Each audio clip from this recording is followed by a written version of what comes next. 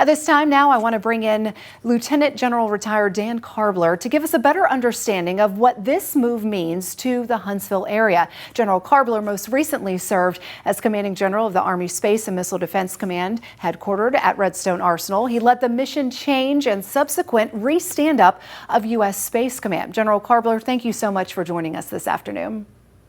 You bet, Marie. Glad to be here. So tell us a little bit about what does this mean overall, the additional, the relocation of Space Command headquarters in terms of national defense and how it impacts Huntsville? Yeah, if you think about national defense, and our number one priority is defending the homeland. And Huntsville really has the nexus of all the pieces of defending the homeland. First, we all know about the Missile Defense Agency and Space and Missile Defense Command and our mission to make sure that the ground-based interceptor brigade protects the homeland. And now with the addition of U.S. Space Command, we just bring in that additional element to protect the homeland, whether it's going to be early warning for missile launch, or when you look at Golden Dome for America, those space-based interceptors that President Trump has stated in his executive order have to be part of the Golden Dome for America defense architecture set up. And so moving Space Command here, co-locating it with the Missile Defense Agency, Space and Missile Defense Command, and all the other space elements here within Redstone Arsenal and the greater Huntsville area, it's just an incredible opportunity to contribute to national defense. It's interesting too, General Karbler, a lot of people don't typically correlate the Army and space together, but in fact the Army plays a very big role in terms of space and Space Command. It does. I mean, the Army is the biggest user of space. You look at any brigade combat team within the Army, 3,000 pieces of its equipment are space enabled, whether that's communications equipment, navigation equipment, or even some of our weapons equipment, all are space enabled. And so, yeah, the Army is a huge user of space. We have our first space brigade out in Colorado Springs, and we provide space capability to maneuver commanders as well as to the Joint Force. Seen all the inspections, we've read the reports and the rankings, but in your opinion, why is Huntsville the best location for Space Command headquarters?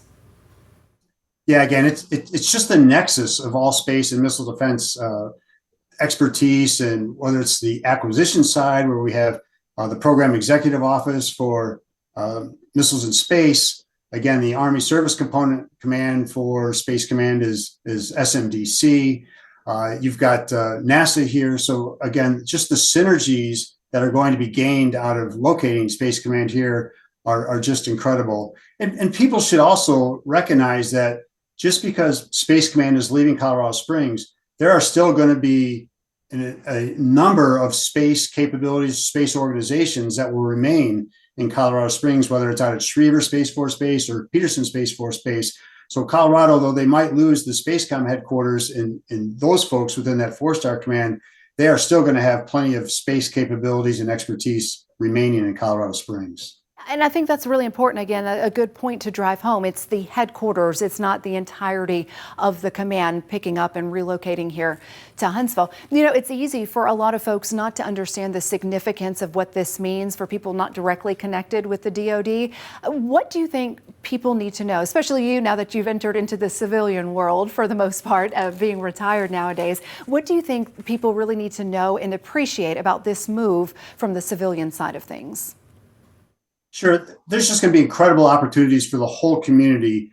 You've had the real estate folks on, restaurants, small businesses, but also when we look at things like what Chuck Carr is doing at the University of Alabama, Huntsville, in standing up different science and technology disciplines like aerospace and space-related engineering degrees, et cetera. I mean, some of his students have came and worked for me at Space and Missile Defense Command as interns.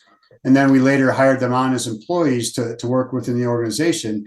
And so there are just going to be incredible number of opportunities. And what we're going to see here now is this legacy of service within that we've always had in Huntsville and Redstone Arsenal, but now an ability to broaden out that legacy of service. I mean, I have had youngsters at Space and Missile Defense Command whose dad or mom or even grandparents worked within the Arsenal, and they wanted to follow in their footsteps. Space Command is going to give additional opportunities for our youth at Huntsville for this generational growth in our space and missile defense world.